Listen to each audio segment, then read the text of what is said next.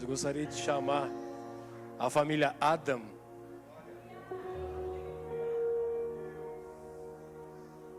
Família Adam.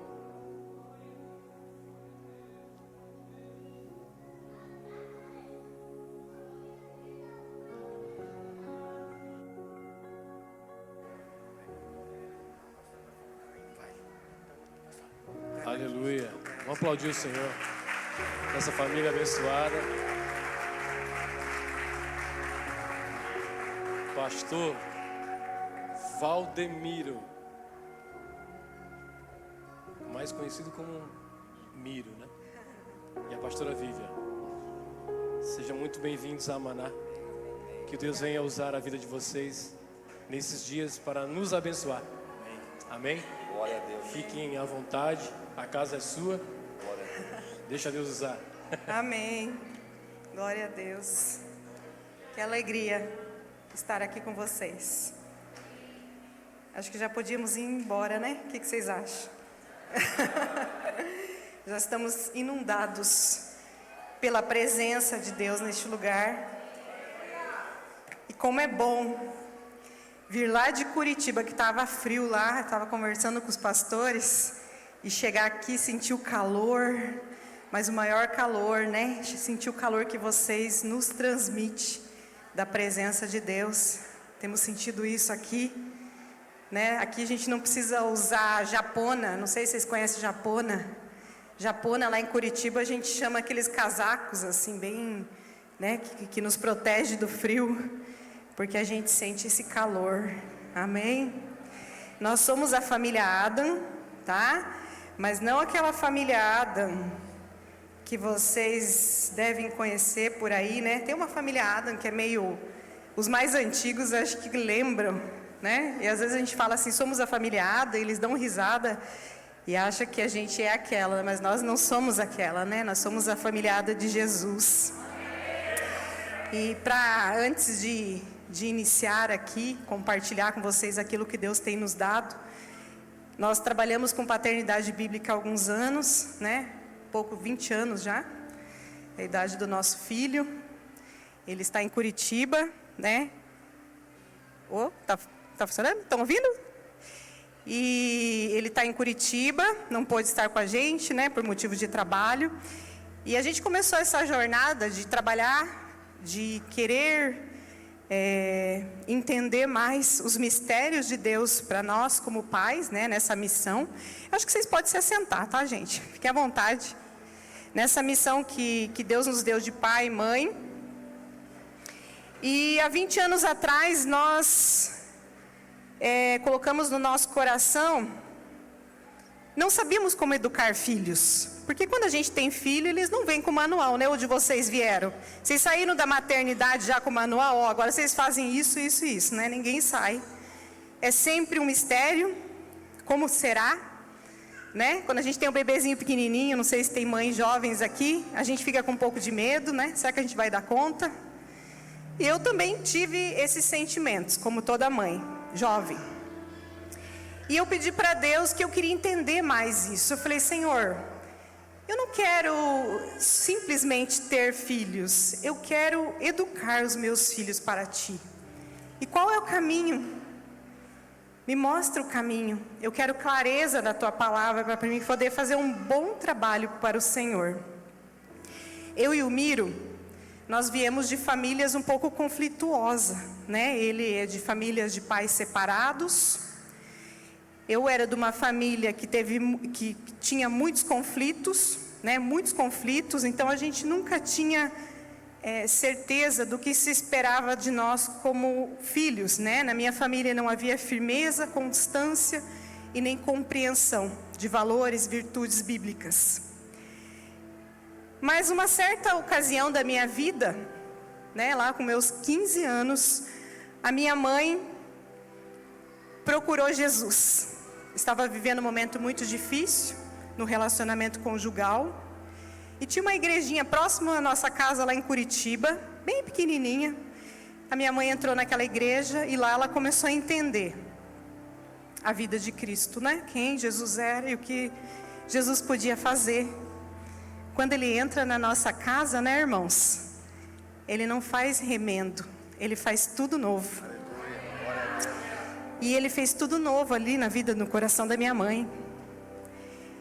E naquela caminhada dela, eu ainda tinha uma resistência. Eu não conseguia entender um Deus. Eu ficava fazendo questionamentos, né? Não conseguia entender um Deus que permitia tantos conflitos num ambiente que era para ser um ambiente de tanto amor e segurança, que era a minha família.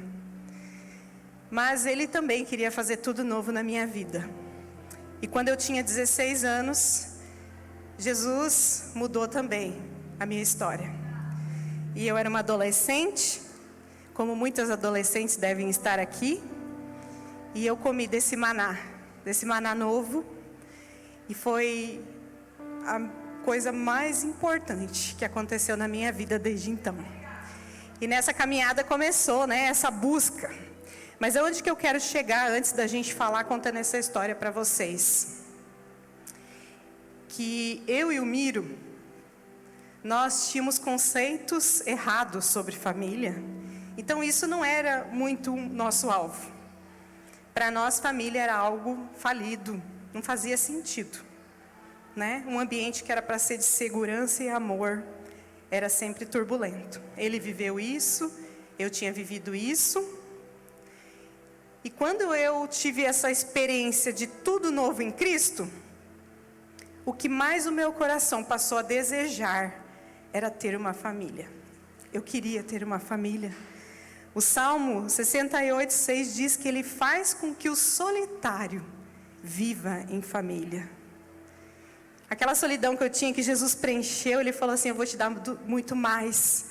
Porque os planos de Deus são muito maiores do que os nossos, os caminhos deles são muito maiores que os nossos caminhos.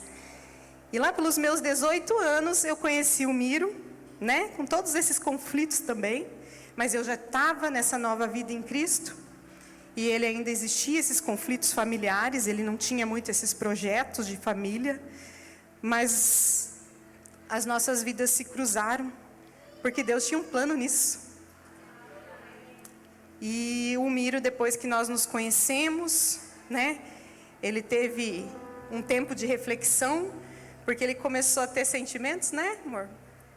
Que ele não esperava, e ele começou a perguntar para Deus também, mesmo sem entender muito Deus na vida dele. Ele fez uma viagem na época e começou, na sua solitude, falar com Jesus e querer entender, será que é isso mesmo? Família não é uma coisa boa, mas eu estou sentindo algo diferente por ela. E eu não queria isso, eu queria fugir disso, mas o sentimento estava aflorando. E não deu outra, né? Nós nos encontramos e o Miro também se permitiu ser encontrado por Cristo. Né? Isso já aconteceu há 25 anos atrás. E desde então, Deus tem nos chamado para defender uma causa tão nobre, que é a causa da família. E nós amamos a família, nós somos incentivadores, não anda muito com a gente se vocês não querem ter muito filho, porque a gente incentiva a ter muitos filhos. Porque os filhos, eles representam a expansão do reino. O reino precisa crescer, continuar, gente. A gente tem que pensar nas próximas gerações. Nós estávamos conversando hoje com os pastores à mesa e falando para eles que nós somos imediatistas. Nós só pensamos no hoje, nós não queremos pensar no amanhã. E filhos, quando a gente pensa em filhos, é um trabalho não a curto prazo, é um trabalho a longo prazo. E às vezes a gente fica impaciente nesse trabalho, a gente quer resultado rápido. Que a gente está semeando hoje, a gente já quer ver os filhos assim, tudo obediente, tudo fazendo as coisas certas. E esquecemos, né, quais são as suas inclinações. E dediquemos, né, diligentemente, dia a dia, a trabalhar na formação desses filhos. E quando eu conheci o Miro, nós nos casamos. E nós conhecemos um ministério muito forte na época, que era a Universidade da Família. E nos envolvemos nesse ministério. Conhecemos, assim que tivemos o nosso primeiro filho, um ministério do qual nós fazemos parte até hoje, 23 anos fazendo parte desse ministério, que é o Grow Families International, que é um crescimento internacional de famílias. Nós trabalhamos nesse ministério, né? Ministramos, hoje eu trabalho na Universidade da Família, faço parte da Universidade da Família. E desde então é isso que nós temos feito, né? E é sobre isso que nós gostaríamos de passar esses dias compartilhando com vocês. Nós temos orado, viemos de Curitiba orando, né? Para que Deus traga clareza nesse tempo. Nós queremos que a palavra nos traga clareza, abra os nossos olhos, o nosso entendimento, para que nós construamos essa casa sobre a rocha. Construir a casa sobre a rocha é quando nós conseguimos ouvir a palavra, não só ouvi-la, mas praticá-la. Aí uma casa firmada na rocha é uma casa que pode vir a tempestade, pode vir o vento, ela nunca se abala, porque ela está firmada na rocha. E é por isso que nós temos orado por essas famílias aqui de Maceió, para que vocês construam a casa de vocês, que o alicerce de vocês esteja na rocha. Amém?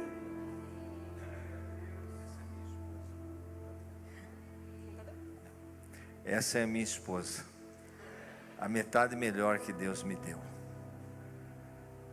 Oséias 6,3 diz: conheçamos e prossigamos em conhecer o Senhor. Deus colocou essa linda morena cor de cuia na minha vida com um objetivo só: me deixar mais parecido com Jesus e ela ficar mais parecida com Jesus.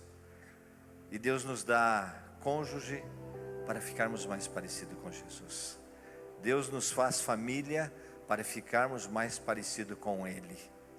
Deus nos dá filhos, filhos, que às vezes nos envergonham, que às vezes nos trazem alegria, que às vezes nos constrange, que às vezes nós ficamos sem ação, perguntas que eles fazem, que como que eu vou responder essa pergunta? Filhos que vêm aperfeiçoar o nosso caráter. Isso se chama família, boa obra do Senhor. E eu tenho certeza que você, que veio de uma família, de alguma maneira você veio de uma família, tenha certeza que todas as coisas que estão acontecendo na tua família é para a glória dele. Coisas boas, e às vezes no teu ponto de vista, coisas que, poxa, mas não é muito, como diz aqui em Maceió, muito massa, mas aquilo vai se transformar em peso de glória, porque para Ele e por meio dele são todas as coisas. O motivo de estarmos aqui é a presença dele, é o autor e consumador da nossa fé, o Cristo vivo. E é Ele que nós vamos exaltar e bendizer aqui nesta noite. Feche os teus olhos, vamos orar. Obrigado, Jesus maravilhoso. Obrigado que o Senhor trouxe na tua paz esse momento tão lindo que estamos aqui, Senhor, para congregarmos como igreja, para edificarmos, para termos comunhão com o teu Espírito, mas também nesta noite o ensino da tua palavra. Nos ajuda a ser pais melhores, Senhor. Nos ajuda a entender os teus caminhos, os teus propósitos que são mais altos que o nosso. Os teus pensamentos, Senhor, nos ajuda a entender nesta noite, Pai. Que o Senhor desconstrua tudo aquilo que está errado, as mentiras, os sofismas, e constrói, traz algo novo dentro de nós, que é a tua palavra, Cristo. Deixa-nos mais parecido contigo nesta noite, Pai.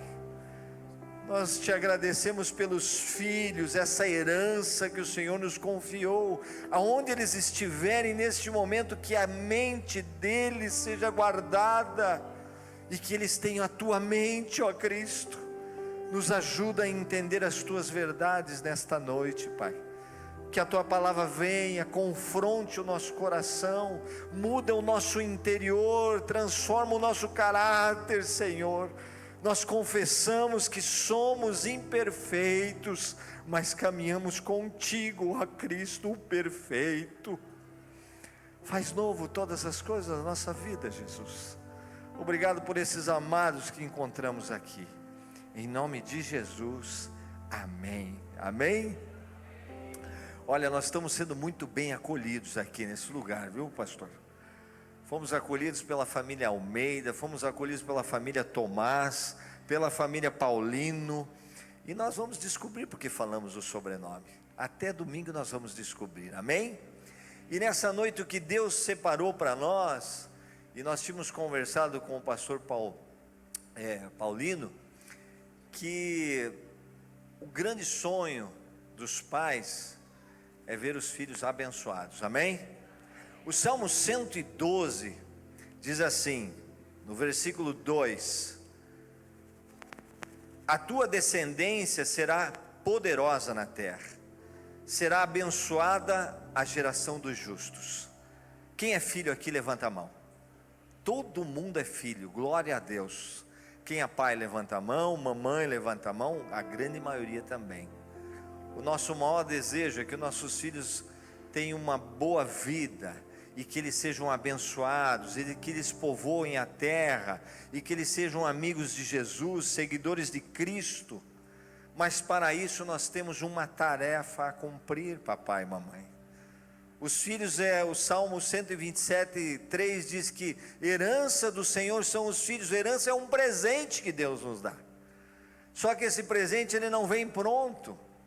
Ele é um diamante que está cheio de terra, cheio de pedaços de pedregulhos colado, e você precisa lapidar. E Deus é tão maravilhoso que Ele deu essa função a nós pais, lapidar esse diamante que são os filhos. E a primeira notícia que nós queremos dar para vocês é que vocês são pais que têm um ministério nas mãos. Faça assim e olhe para a sua mão. Vocês têm um ministério nas mãos de vocês, o ministério da reconciliação. Feche a mão. 2 Coríntios 5:18 diz assim: ora, tudo provém de Deus, que nos reconciliou consigo mesmo por meio de Cristo, e nos deu o ministério da reconciliação. O primeiro ministério que um pai e uma mãe têm na educação de filhos é levar o seu filho ao pleno conhecimento da pessoa de Cristo Jesus. Nós queremos que os nossos filhos sejam médicos, advogados, matemáticos, professores, mas o que mais deve arder no nosso coração é que os nossos filhos se tornem cidadãos dos céus, cristãos que representem o Cristo vivo, a esperança que continua sendo para esse mundo tão perdido que aí está. E Deus confiou a nós pais esse ministério.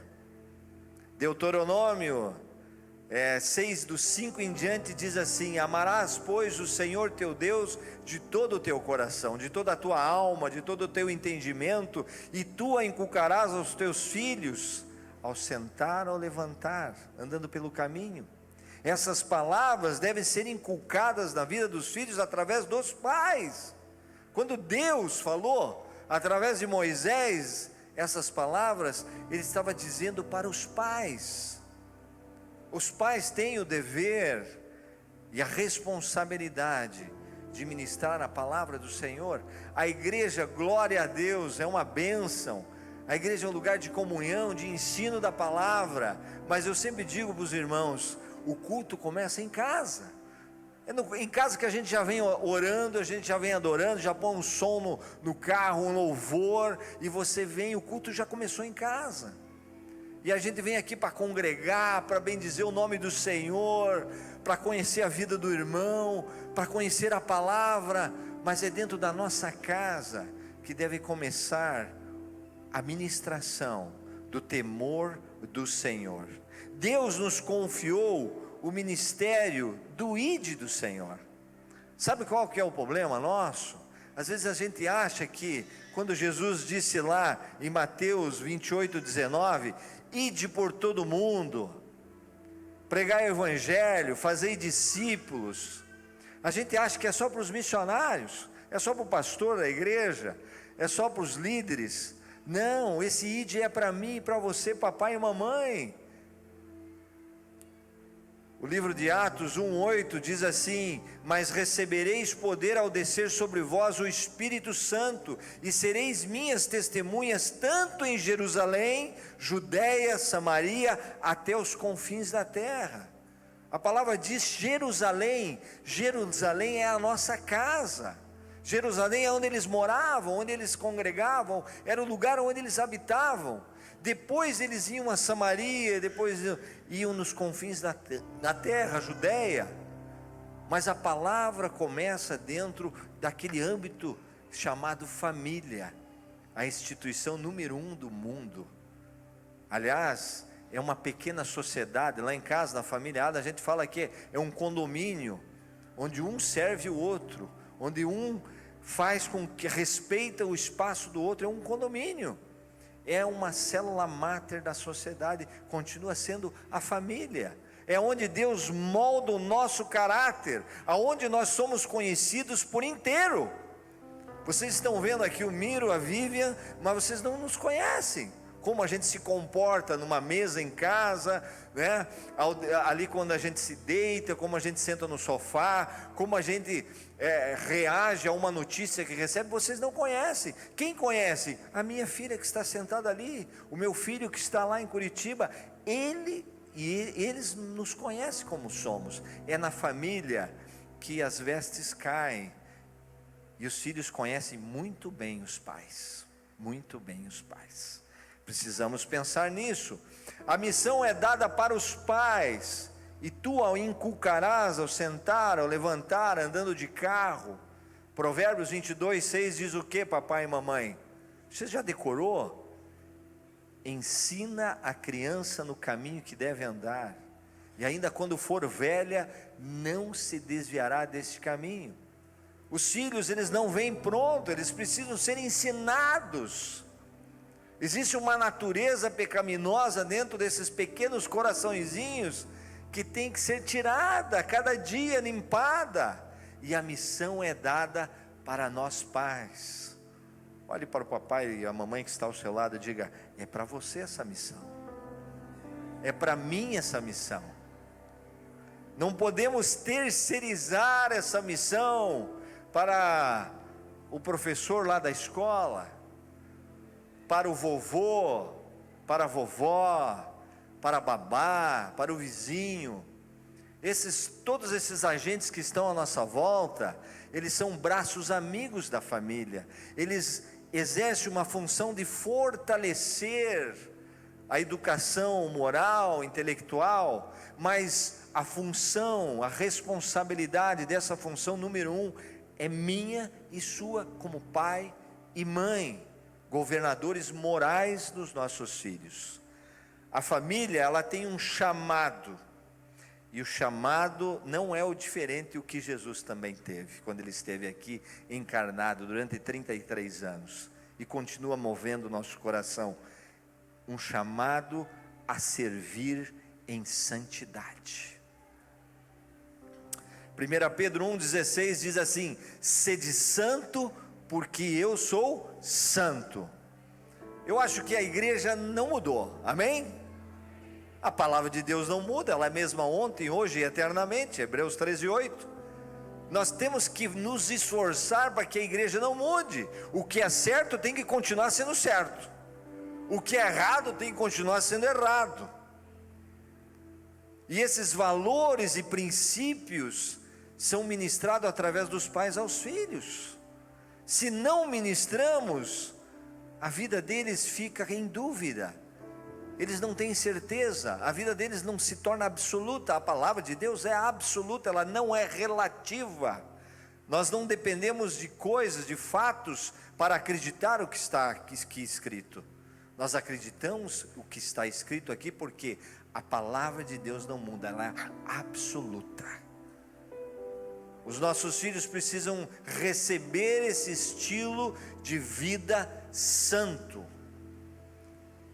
Educar uma criança moralmente responsável, governada pelo preceito de Cristo e suas leis. Esse é o nosso alvo de pai e mãe, né? O Miro falou sobre relativismo.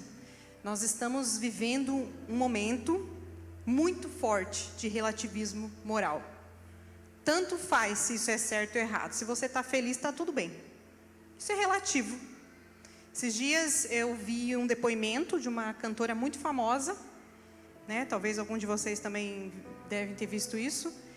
Mas ela contou uma experiência e as pessoas aplaudindo aquela experiência dela, que ela foi fazer um show, ela era muito famosa e tal. Acho que foi em Londres que ela foi fazer um show. E ela estava lá andando no centro de Londres e viu uma bota prata com um salto dessa altura, achou bonita a bota e achou legal também pegar a bota e levar embora sem pagar. E as pessoas aplaudindo aquilo. Puxa, como você é autêntica, ousada e tal, que legal isso. Como você é verdadeira. Como você é verdadeira, que legal isso, né? Acho que para a loja tanto faz, né? Não vai fazer falta apenas uma bota. Quando a gente fala de moral, a gente está se referindo ao que a palavra de Deus nos ensina com relação às outras pessoas. Toda vez que eu defraudo ou tiro algo de alguém, eu estou defraudando a palavra de Deus, que nos ensina a não ferir o nosso próximo, seja como for. Tudo que fere o nosso próximo, tudo que se diz respeito ao próximo, que nós ensinamos nossos filhos, quando nós trazemos ensino de moral para os nossos filhos, desde pequenininho, desde bebê, né? Você sabe que a formação moral de uma criança, pelos estudos, pela ciência, né, que eles estão formando e que eles nunca mais vão esquecer, vai de 0 a 5 anos. Às vezes os pais falam assim, puxa, vou deixar crescer para ver se entende melhor isso. Mas você perde a oportunidade de pegar a primeira infância do teu filho e ensinar para ele, isso não pode, isso pode. Isso não pode, isso pode. E o tempo todo. Nós trabalhamos com pais há muito tempo e a gente sempre fala para eles. A gente é muito honesto e sincero em dizer: Deus te deu uma missão muito preciosa, de ser pai e mãe. Deus não nos deu para sermos vaidosos. Ele nos deu porque Ele tem um plano nisso. Né? Quando Ele falou lá para Adão e Eva, né? Agora vai sede fecundos, multipliquem a terra. Era uma mensagem de Deus. De alguma forma, mesmo que tudo tenha dado errado lá no início, eu quero que o meu reino cresça. Expandam, falem. O nosso filho, ele chama Pedro Jafé Adam. Pedro, né? Era um nome muito forte que a gente gostava, mas a gente escolheu Jafé porque o significado de Jafé é expansão do reino. Jafé significa expansão do reino, alargamento, extensão, crescimento. E quando nós tivemos o Pedro, nós não entendíamos muitas coisas, irmãos. Mas uma coisa nós tínhamos certeza dentro do nosso coração, nós queríamos educar o Pedro na palavra, para que o reino crescesse através da vida dele. E agora mesmo ele mandou uma mensagem para mim e falou: mãe, amanhã eu vou estar ministrando, porque meu filho também é músico.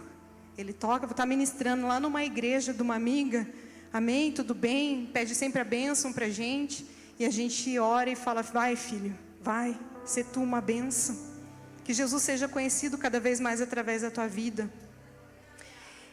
Nós temos uma missão de colocar os nossos filhos no caminho. No caminho, né? Só existe um caminho. Apontá-los, né? A flecha, né? Em direção ao alvo, que é Cristo. E nós precisamos ensinar a moral absoluta, que é a moral acompanhada com o dono da moral. Porque o que nós temos que apresentar para os nossos filhos é Cristo, o perfeito, o dono da moral, aquele que criou tudo e que fez tudo perfeito e que nos deu, gente. A gente fala assim, a palavra de Deus, ela é a receita, na verdade a palavra é um pai educando seus filhos, não é verdade? É Deus o tempo todo nos educando, nos educando, nos educando. Que melhor manual para nós como pai e mãe do que esse para ensinar os nossos filhos? Esse é o manual da moral que nós usamos, porque a gente primeiro ensina os nossos filhos que para eles serem moralmente responsáveis, eles precisam conhecer a Cristo. Cristo é apresentado na nossa casa no dia a dia, o tempo todo, como disse Deuteronômio, ao sentar, ao levantar, andando pelo caminho. A minha filha está ali, ela sabe disso.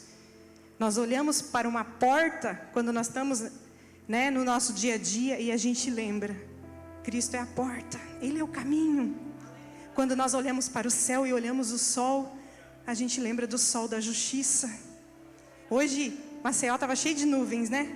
Eu fiquei pensando, Ele virá sobre as nuvens. Ora vem, Senhor Jesus, ora vem, Senhor Jesus. Aleluia. Quando eu abro a cortina da minha casa, eu lembro que o véu do templo, o véu se rasgou de alto a baixo e me deu livre acesso ao meu Cristo. Tudo, irmãos, nos faz lembrar do nosso Salvador. E em casa é assim, e nossos filhos precisam ver. Nós falamos para os pais, os filhos, eles são radares que detectam rapidamente aonde estão escondidos os afetos dos pais. Se meu pai realmente ama Jesus, não tem como dar errado. Ele também vai querer o que você tem, o que você é cheio, o que você busca. Não tem como ser diferente. Não tem. Cristo é tudo. Ele é tudo para mim. Tem uma canção que fala, né? Ele é tudo para mim. Os mais antigos lembram, né? Acho que a pastora lembra. Ele é tudo para mim. Ele é... Eu não sou boa de cantar, gente. O tesouro que eu tenho guardado em meu peito, Ele é tudo para mim. E hoje a gente pode cantar. Eu canto em casa lavando o banheiro. Eu canto em casa lavando a louça. Às vezes meus filhos estão em casa, às vezes eles não estão na escola, estão trabalhando. E às vezes no banheiro lavando. Porque eu me alegro em servir. O serviço caseiro, já estamos até fugindo aqui um pouco, mas o serviço de casa, ele é uma oportunidade que Deus nos dá para servir. Aleluia. Servir pessoas, fazer as coisas, passar a roupa do marido, dando glória a Deus, falar, Deus, obrigada porque o Senhor me deu um marido. Obrigada. E agradecendo a Deus e cantando, Tu és tudo para mim. E nesse ambiente, os nossos filhos crescem. Tem como dar errado? Os valores morais bíblicos não têm apenas um propósito de restringir as tendências pecaminosas do coração, mas também de revelar o caráter e a graça de Deus aos nossos filhos. Ao mesmo tempo que a palavra de Deus nos diz, não terás outros deuses, não fareis imagens de escultura, não matarás, não furtarás, não adulterarás, não cobiçarás. Uma palavra restritiva, mas ao mesmo tempo, essa palavra diz assim, se confessares os vossos pecados, Ele é fiel e justo para vos perdoar os pecados e para vos purificar. A palavra de Deus, ela é uma espada de dois gumes, e isso deve ser um estilo de vida cristocêntrico dentro da nossa família. Quando às vezes um filho desliza, um pai ou a mãe desliza, faz algo que não agrada, um modela o outro, porque há um estilo de vida chamado perdão, restauração. Será que não precisamos convidar essa palavra a entrar na nossa vida? O perdão, a restauração, perdoar os nossos pais, perdoar aqueles que às vezes nos machucaram, e agora como nós estamos em Cristo Jesus, nós entendemos que se eles erraram é porque eles não tinham o entendimento dessa palavra que nós temos hoje. E quando nós liberamos um perdão para os nossos pais, que talvez por causa dos nossos avós eles fizeram errado também, há uma libertação para que eu eduque o meu filho na forma que Cristo deseja, porque aquele peso sai do meu coração, aquela maldição sai do meu coração quando eu libero um perdão. E isso é um estilo de vida. Jesus deseja o coração do seu filho e não apenas a sua mente. Obediência, devoção e serviço por amor, e não por medos e interesses. O alvo da paternidade bíblica não é comportamento exterior. Nós não estamos educando robôs, que a gente dá comandos e eles simplesmente agem. O alvo da paternidade bíblica é atingir o coração dos nossos filhos. Nós não queremos que eles se comportem apenas por regras impostas, mas por princípios estabelecidos dentro do coração deles. Regras valem por um momento, Se você fala para o teu filho aqui, por exemplo, não corra na igreja, é uma regra que se dá para aquele momento, não corra na igreja. Agora, se você gasta tempo, chamar teu filho e falar o seguinte: filho, a mãe e o pai querem ensinar algo para você. Não corra na igreja, porque a igreja é a casa de Deus. É um lugar que nós adoramos a Deus, que tem pessoas idosas, gestantes, e que de repente você correndo, você pode se esbarrar em alguém e machucar alguém. Então, para que isso não aconteça, filho, a mãe e o pai não querem que você corra mais na igreja. Você entendeu? Entendi, sim, senhor. Entendi, sim, senhora. Você não trouxe somente uma regra para o teu filho, você trouxe um princípio. Regra, vocês aprendem, depois vou perguntar, vocês vão ter que repetir. Regras vale por um momento, é isso? E o princípio vale para quando? Por toda a vida. Quando ele pensar em correr na igreja, na hora, o coração dele, a gente fala que a mente da criança ensinada é um almoxarifado moral. Quem lembra daqueles almoxarifados gigantes que existiam nas empresas, aquelas montes de gavetas, que você puxava lá dentro e procurava ali por ordem alfabética ali os arquivos, né? Hoje em dia acho que usa... Gente, acho que eu estou por fora, já estou ficando antiga. Acho que nem HD é mais, né? Agora é na nuvem, não sei o quê, que o pessoal da tecnologia vai dizer, né? Mas assim, as informações estão lá, né? Mesmo que seja na nuvem, né? Estão lá. Quando eu preciso dela, o que eu faço? Rapidamente eu vou lá e busco aquela informação. A mente dos nossos filhos funciona dessa forma, sabia?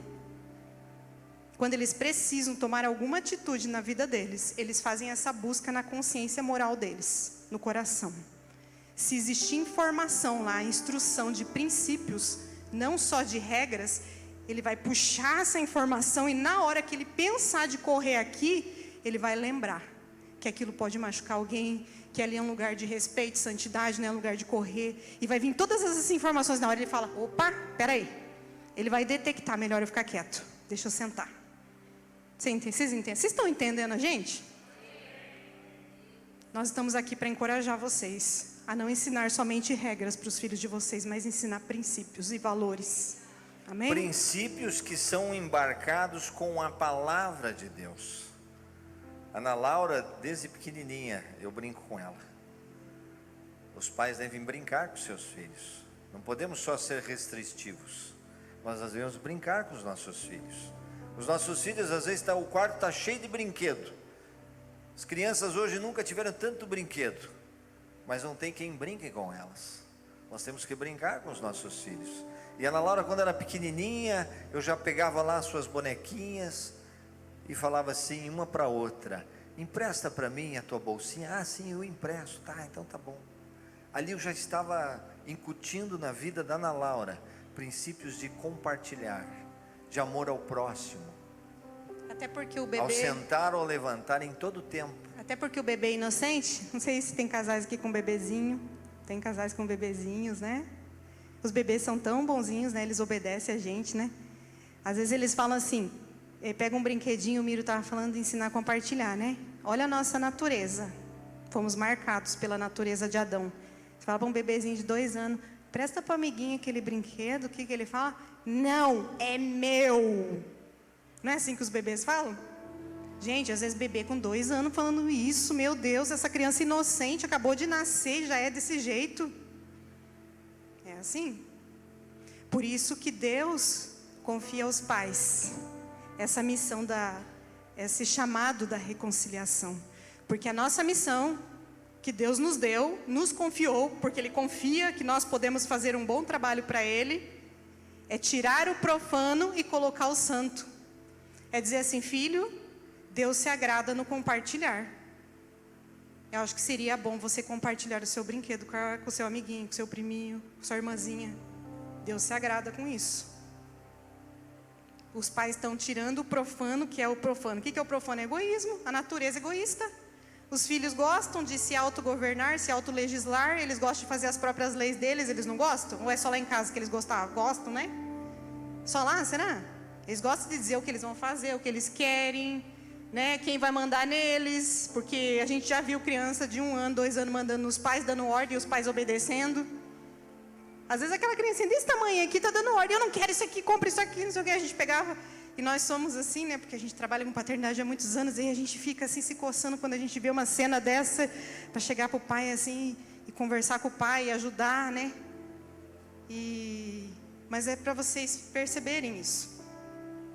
Porque Deus está nos dando essa missão, essa responsabilidade de tirar o profano do coração dos nossos filhos e colocar o santo. Talvez você esteja se perguntando, mas como fazer tudo isso? Você não conhece o meu filho, você não conhece como é que é lá em casa. A boa notícia é que a palavra de Deus continua sendo inspirada por Ele. A palavra de Deus, ela é útil para o ensino, para a repreensão, para a correção e para a educação na justiça, diz lá em 2 Timóteo 3,16. Efésios 6,4 diz: e vós pais, não provoquei a vossos filhos a ira, mas criai-os na disciplina e admoestação do Senhor. Nós temos a palavra, nós temos o Espírito Santo que nos revela e nos capacita a encontrar o coração dos nossos filhos. Existe uma promessa no último livro do Velho Testamento, no último verso do Velho Testamento, o livro de Malaquias, diz assim, que haveria um tempo que o coração dos pais se converteria ao coração dos filhos, e o coração dos filhos ao coração dos pais, e nós cremos que esse é o tempo. Esse é o tempo de nós vivermos uma vida cristocêntrica, uma vida sem hipocrisia, sem máscaras, mas uma vida pautada na doce, perfeita e vontade do Senhor, que é a sua palavra. Jesus, primeiro capítulo de João, verso 1 diz assim: no princípio era o verbo, e o verbo estava com Deus, e o verbo era Deus.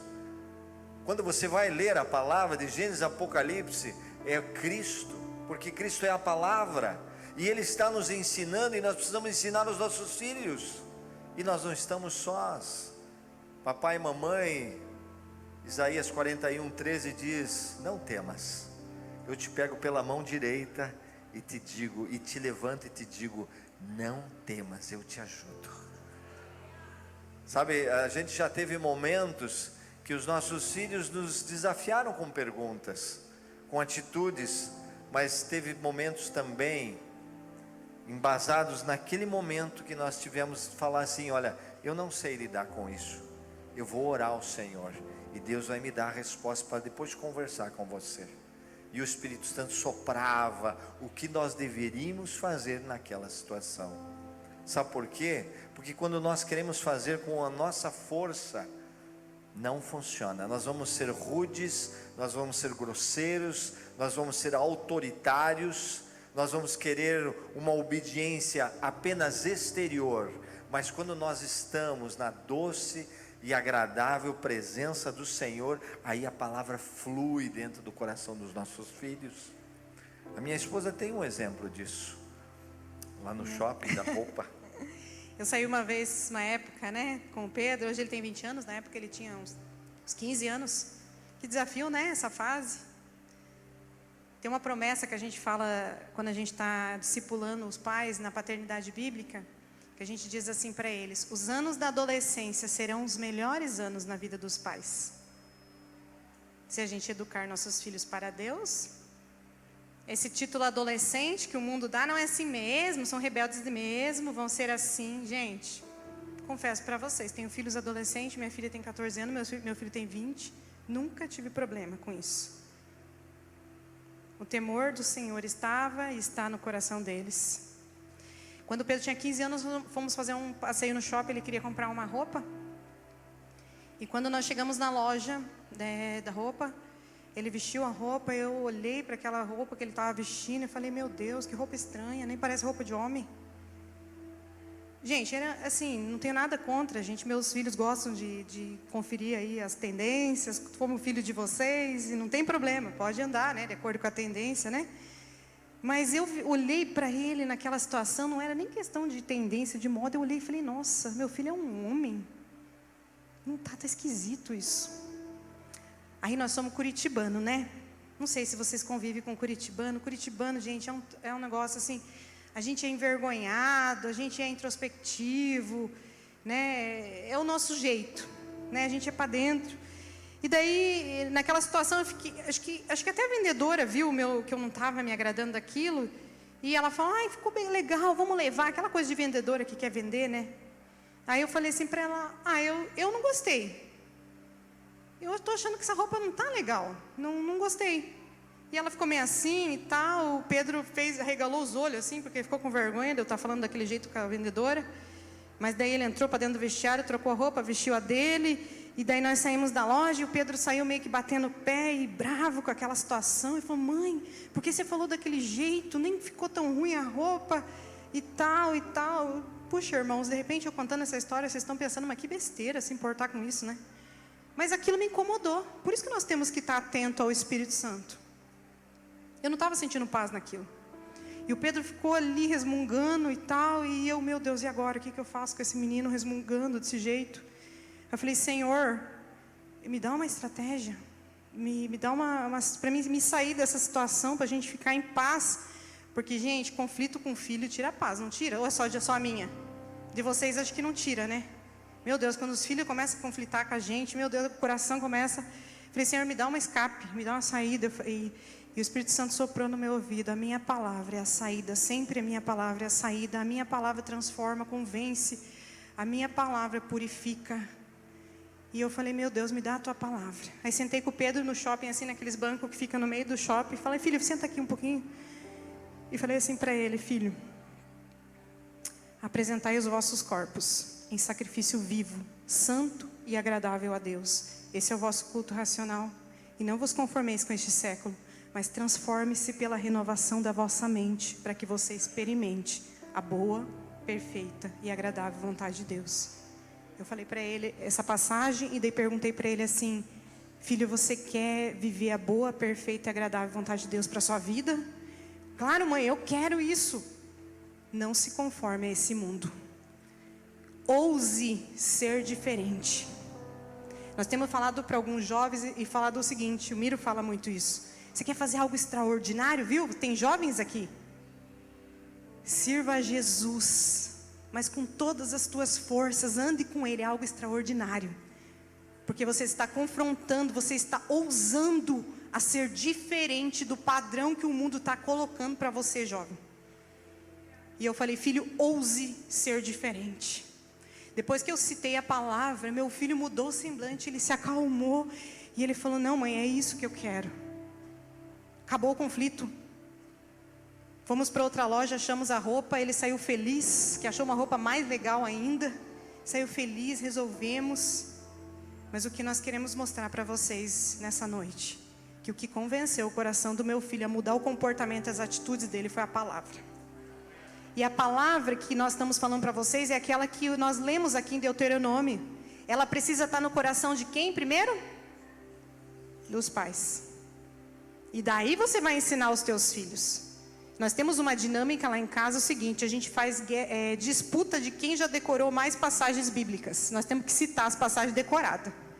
Às vezes entre eu e o Miro. Ai, qual que você decorou e tal? Eu decorei essa semana esse, você decorou tal. E ele começa a recitar. Gente, vou falar para vocês, para ele recitar para vocês. Ele decorou quase que inteiro Isaías 53. Então a gente fica nessa disputa, sabe por quê? Porque na hora que nós precisamos, a palavra está em nós. A palavra tem que estar em nós. Amém? Jeremias 15:16.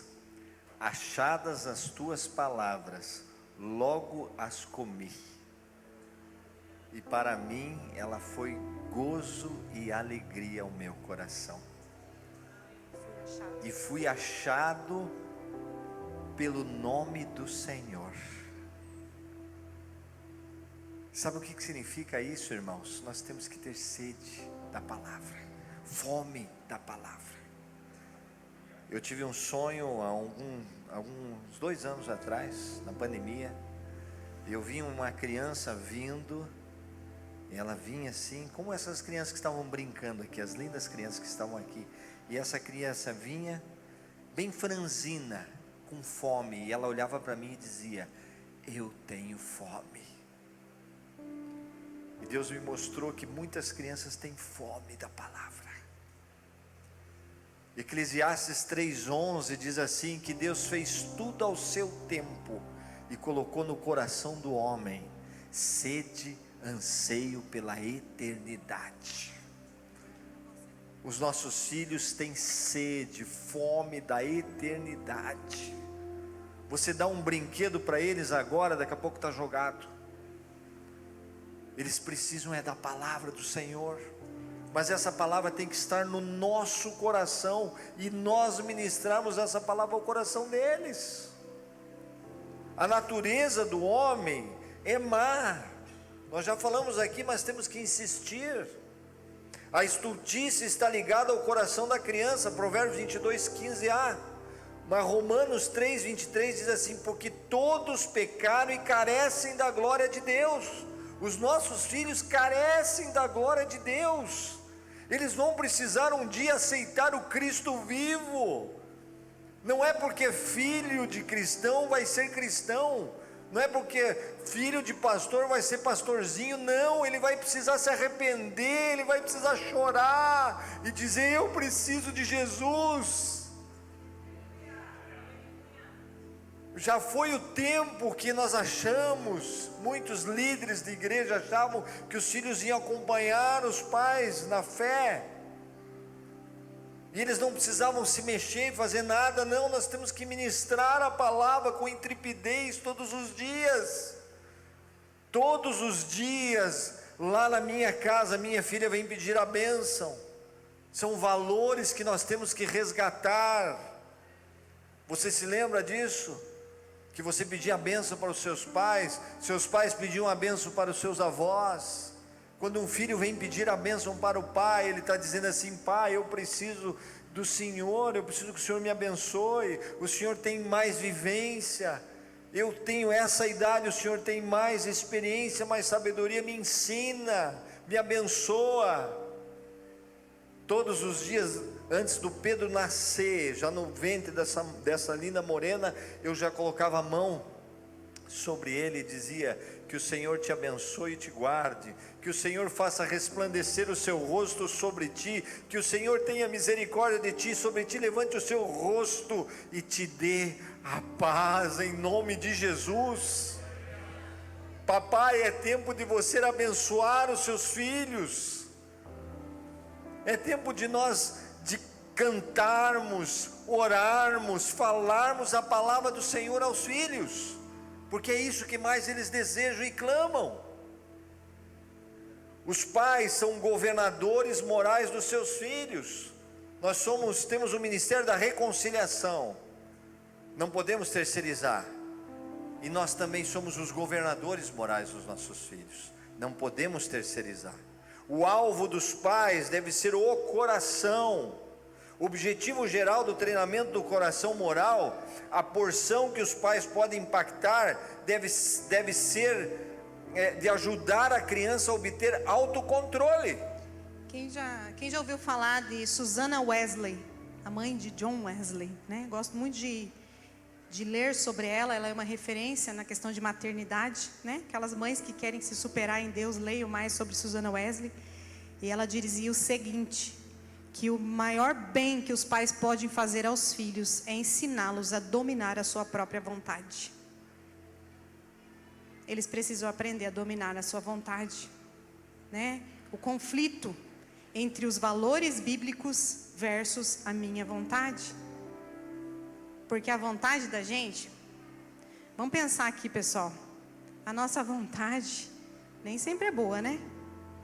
Às vezes o médico fala pra gente, ó, você precisa cuidar mais da alimentação, tirar isso e tal, e você, eu não quero fazer isso não. Eu gosto de comer, eu quero comer todas essas coisas gostosas. O bem era você cuidar, porque você precisa cuidar da sua saúde, o médico está te orientando, mas a sua vontade o que é? É ir lá e comer tudo que você vê na frente. Estou falando que existem brigas entre o que eu devo fazer, né, e a minha vontade. E os filhos têm esses conflitos o tempo todo. Entre o que eu devo fazer, mas a minha vontade. A mamãe mandou eu lá recolher meus brinquedos, mas a minha vontade é assistir TV, eu não quero recolher os brinquedos agora. Não é assim? Acho que é só lá em casa que acontecem essas coisas. Então nós precisamos fazer o quê? Como pai e mãe, que exige trabalho e dedicação nossa, ensinar os nossos filhos a vencer as vontades dele, a dominar as vontades. Esse é o maior bem que você pode fazer. né? Dizer para ele que ele tem que aprender a se controlar, aprender o tempo dele, aquilo que ele pode, que ele não pode fazer naquele momento, porque os valores bíblicos são esses. A sua vontade é essa. A nossa carne é preguiçosa. Nós gostamos de dormir, mas nós temos que acordar cedo e enfrentar o dia, não é assim? O que nós vencemos? A nossa vontade. Estamos num conflito de vontade o tempo todo. Gente, e eu sempre falo para os pais, é libertador quando você aprende a fazer isso desde quando você é pequenininho. Porque filhos de pais que não ensinaram isso, na sua vida adulta tem muita dificuldade. Muita dificuldade. Aquilo para ele não faz parte da vida dele, né? A gente fala, às vezes os filhos sabem aos próprios olhos. O mundo tem que girar em torno dele. Tudo que eu quero, eu tenho que ter. Então, é o conflito do natural da personalidade humana, necessária para o crescimento saudável, nos faz mais forte nos relacionamentos e nos ensina o autocontrole. A gente precisa ensinar e buscar isso. Nesse processo de ensino, papai e mamãe, foi-se o tempo que dizia-se assim, eu acho que vocês já escutaram: faça o que eu mando, mas não faça o que eu faço. Quem já ouviu isso? Teve muito pai que falava isso. A palavra de Deus diz assim, 1 Coríntios 11:1: sede meus imitadores, Paulo falando, como eu sou de Cristo. Nós temos que ser papais, mamães, que falem para o seu filho assim: Ana Laura, me imite em tudo. Deus nos dá essa autoridade, mas nós temos que ter uma vida santa, uma vida cristocêntrica, porque os nossos filhos são uma réplica nossa. Eles vão replicar e fazer aquilo que é verdade em nós. Talvez até os 8 anos, 7 anos, você vai falar para o filho: faça isso, faça aquilo, ele vai fazendo, por medo, mas vai chegar na adolescência, ele vai se rebelar, porque ele vai ver que aquilo que você está mandando, você não faz, e aí vai ter um problema em casa. Por isso nós temos um chamado à santificação, a ser santo. O que é certo continua sendo certo, mesmo que todos estejam fazendo errado. O que hoje, a pergunta é: o que hoje mais te preocupa, papai e mamãe? A felicidade do seu filho ou a sua santidade? Nós estamos vivendo num mundo que diz assim: o importante é ser feliz. Engraçado que Jesus fala o contrário: o importante é fazer o próximo feliz. Quem quiser vir a mim, negue-se a si mesmo, toma a sua cruz e siga-me. O evangelho é um evangelho para o próximo. Aquilo que Deus fez na minha vida, eu vou compartilhar com o meu próximo. Jesus disse assim: eu não vim para ser servido, eu vim para servir. Por isso temos também esse ministério de serviço. O que hoje mais te preocupa? A felicidade do seu filho a qualquer preço? Dar tudo o que ele quer? Ou a santidade dele? De que maneira o seu casamento pode influenciar as próximas gerações?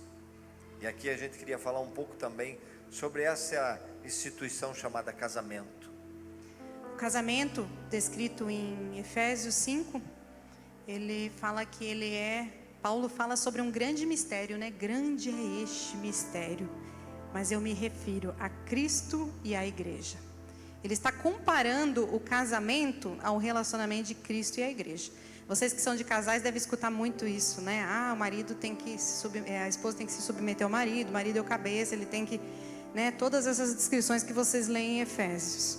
Mas quando nós trazemos esse tema para falar sobre paternidade, o que isso tem a ver? Tem tudo a ver. Porque a gente fala para os pais lá: o maior bem que você faz para o teu filho não é o teu papel de pai e mãe, mas o teu papel de marido e esposa. Sabe por quê? Porque o teu filho assiste o relacionamento de Cristo e a igreja o tempo todo dentro de casa. E essa é a referência que ele vai ter desse relacionamento. Como é esse relacionamento dentro da minha casa? Será que meu filho assiste isso? ele vê que o pai dele ama a mãe dele como Cristo amou a sua igreja e por ela se entregou. E ele vê o quanto a mãe se sujeita ao pai, é uma auxiliadora idônea. A igreja teve uma situação, tem uma família muito querida lá em Curitiba, que a gente discipulou eles, e eles têm uma família linda. Eles têm um pai e uma mãe, senhorzinho de idade já, né? Deve ter seus 80 e poucos anos, o casal. E a família, gente, pensa naquela família toda mimosa. A gente que trabalha com família, confesso para vocês que infelizmente a maioria das famílias que a gente atende são famílias disfuncionais, desestruturadas, a maioria. Então, quando a gente encontra uma família assim, toda mimosinha, com um pai, uma mãe, tudo bonitinho, a gente fica impressionado, né? A gente fala, nossa, que lindo isso. E o resultado dessa família, de um pai e de uma mãe, que tiveram 3 filhas mulheres, essas 3 filhas se casaram, né? Eles tiveram 3 genros, e esses 3 casais de filhos, né, e genros, tiveram filhos, já deram netos, e aquela família, eles são assim, eu falo assim, não é um sentimento assim de idolatria, né? Não, a mãe, o pai, não, aqui. Mas é um sentimento de carinho e de unidade que existe naquela família. Eles se ajudam, eles se respeitam, eles se amam. Os netos têm prazer de estar em volta dos avós, querendo escutar as histórias que os avós têm com Deus, né? E aquilo nos impressionou e a gente é muito curioso. A gente gosta muito de conversar com casais de idade. E sentar com eles e tentar entender o que né, vocês têm aí. E eles são tão fiéis à palavra de Deus. E eles vivem isso. Essa senhora, ela teve problema com Covid, né? Como muitos, né, na época. E ela não conseguia, ela perdeu um pouco as forças. E a gente via aquele marido de 80 e poucos anos, aquele senhorzinho, escovando o cabelo dela. Todos os dias de manhã, desde que eles se casaram. Eu fui descobrindo isso, gente, eu vasculhei o segredo, viu? Eu fui lá vasculhar.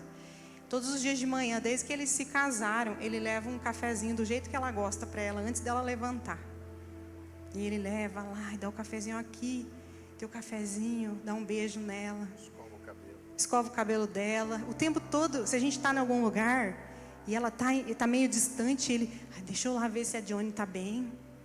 Então ele fica procurando a esposa. E um carinho, um amor, gente, que você vê assim, eu não sei, acho que tem mais de 50 anos de casado, mas assim, um afeto tão grande, um carinho tão grande, assim, sabe, de se entregar por alguém.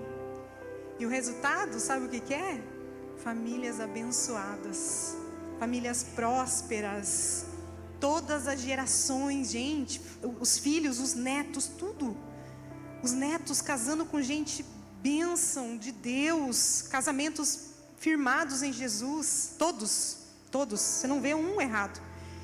E um dia teve o Dia dos Pais, essa amiga nossa, né, ela foi presentear o pai, aí ela chegou com um presentinho, abraçou ele e falou, pai, eu queria agradecer o Senhor. Aí o pai falou, por que, filha? Porque o Senhor nunca deixou de amar a minha mãe.